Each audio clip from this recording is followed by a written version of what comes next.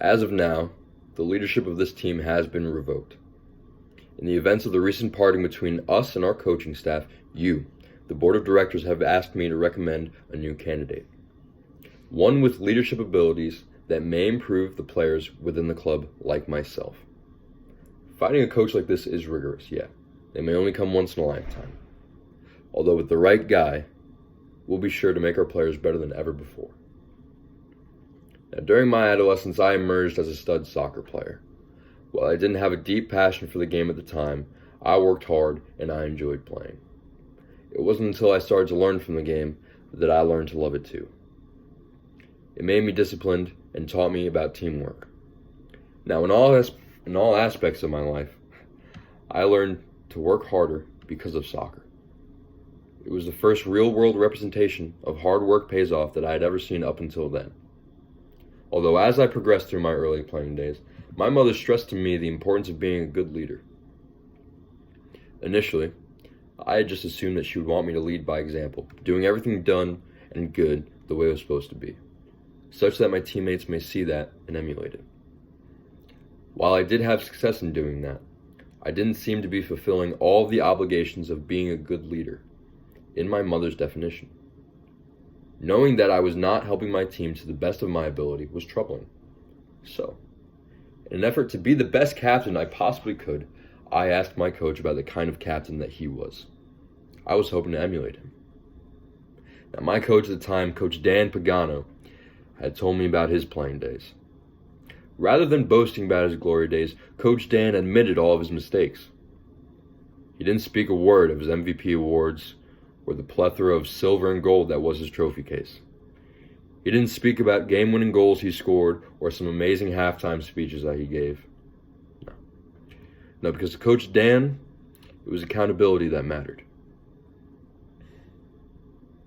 Coach Dan always thought that a good leader would take complete ownership and responsibility for the task that is ahead. To take complete ownership and responsibility for your team's goals. To do this, he said, you need to learn the game and just figure it out. No matter what it costs, no matter how difficult, the good leader will always figure it out. Now, Coach Dan always figured it out. Coach Dan always figured it out from his accountability at all costs. He learned from his mistake, always led by example, and always brought the best out of anyone around him.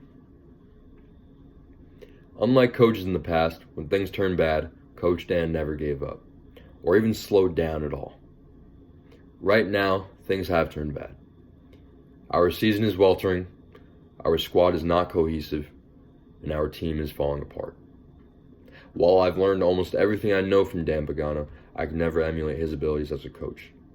This is why we need to hire Dan Pagano as the new head coach of this program.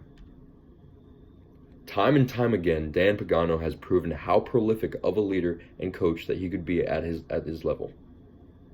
In a career of more than 500 games, he is the most prolific coach I'd ever met, with 400 wins and only 437 goals against him in those 500 plus games. A stat that has not been matched by any other coach I'd ever seen. His expertise would provide us with everything that this team needs. He would bring out the best in the team with what we've got. He would establish a strong culture of hard work and total accountability for generations to follow.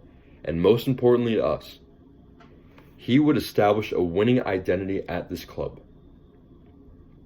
If there was any man that could bail us out here, it's Coach Dan. If there's any man who could remind us of how good it feels to be a winning team, it is Coach Dan.